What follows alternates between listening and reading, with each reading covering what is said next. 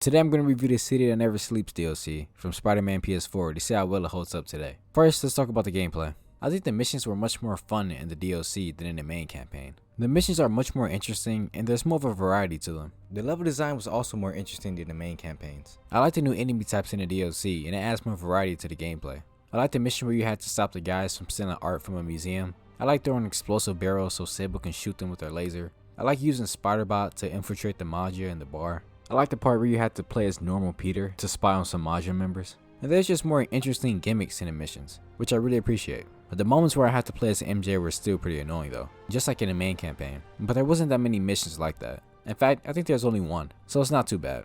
Also like the Black Cat chase. The DLC was a bit more difficult than the main campaign, and I appreciated that, because I can just breeze through the main campaign like it's nothing, even on ultimate difficulty. The new enemy types made me prioritize using gadgets more to actually beat the level, which I never really had to do in the main campaign. I also like the suits in the DLC as well. Screwball was really annoying, but she's supposed to be, so it's okay.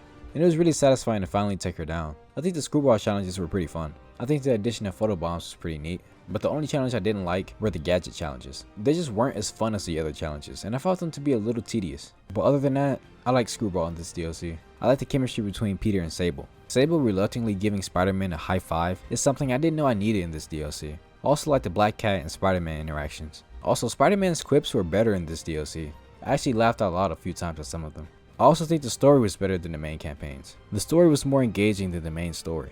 A lot of the dialogue in the main story was kind of generic, but the dialogue in the DLC is quite a bit better. I found the whole crime family storyline to be pretty boring, and I didn't really care about it at all. But the characters are really good, so it didn't really bother me. I also like when Spider-Man does a New York accent when he answers a Maggia member's phone. Little things like this makes the DLC more enjoyable.